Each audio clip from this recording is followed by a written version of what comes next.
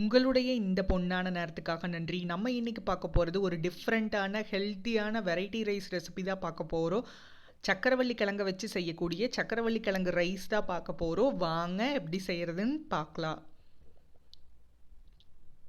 First இதுக்கு ஒரு அடிகனமான கடாய் எடுத்துக்கோங்க. அதில் 2 டேபிள் ஸ்பூன் எண்ணெயை சூடு பண்ணிக்கலாம். எண்ணெய் நல்லா சூடானதும் 1 ஸ்பூன் கடுகு சேர்த்துக்கலாம். கடுகு நல்லா வெடித்ததும் 1 ஸ்பூன் உளுந்தம்பருப்பு, கருப்பு வெள்ளை எது வேணாலும் சேர்த்துக்கலாம். 1 ஸ்பூன் கடலைப்பருப்பு, அடுத்து கொஞ்சமாக வறுத்த வேர்க்கடலை, அடுத்து ஒரு பெரிய சைஸ் பெரிய வெங்காயம் நீல வாக்கில் கட் பண்ணினது, ஒரு கொத்து கருவேப்பிலை, ஒரு பச்சை மிளகாய், இது எல்லாத்தையும் ஒன்றா சேர்த்து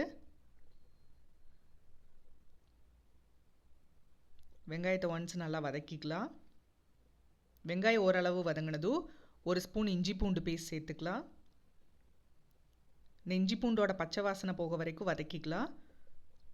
இது வதங்கினதும் ஒரு பெரிய சைஸ் தக்காளி பொடியாக கட் பண்ணினது இதையும் உள்ளே சேர்த்து தக்காளி நல்லா மசிகிற வரைக்கும் வதக்கிக்கலாம்.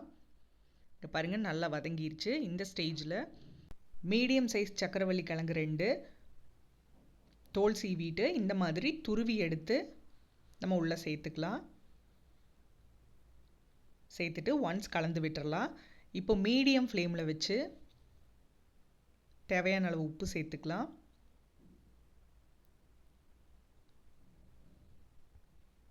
அரை ஸ்பூன் மஞ்சத்தூள், காரத்துக்கு தகுந்த மாதிரி மிளகாத்தூள் சேர்த்துட்டு தண்ணியெல்லாம் விடாமல் நல்லா மீடியம் ஃப்ளேமில் வச்சே நல்லா கலந்துகிட்டே இருக்கலாம். நம்ம சக்கரவள்ளி கிழங்கு துருவி சேர்த்துருக்கறனால சீக்கிரமாக வெந்துடும். தேவைப்பட்டால் மட்டும் லைட்டாக தண்ணி தெளிச்சுக்கோங்க. அடிப்பிடிக்காமல் மட்டும் இந்த மாதிரி கலந்துகிட்டே இருங்க, டக்குன்னு வெந்துடும். நல்லா வெந்ததும் கொஞ்சமாக நறுக்கின மல்லி இலை தூவி ஒன்ஸ் கலந்து விட்டுட்டு நம்ம ஸ்டவ் ஆஃப் பண்ணி இறக்கிடலாம். நம்ம சாதத்தை உள்ளே சேர்த்து நம்ம கலந்து விட்டுறலாம். இது பார்த்திங்கன்னா சக்கரவள்ளி கிழங்கு துருவுறது மட்டும் கொஞ்சம் டைம் எடுக்கிற மாதிரி இருக்கும். மற்றபடி நம்ம குயிக்காக ஈஸியாக செஞ்சிடலாம்.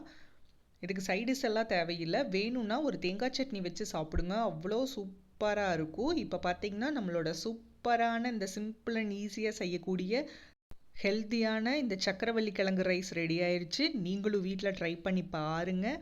அறுசுவைகளும் சங்கமிக்கட்டும் அனைவரது இல்லங்களிலும்.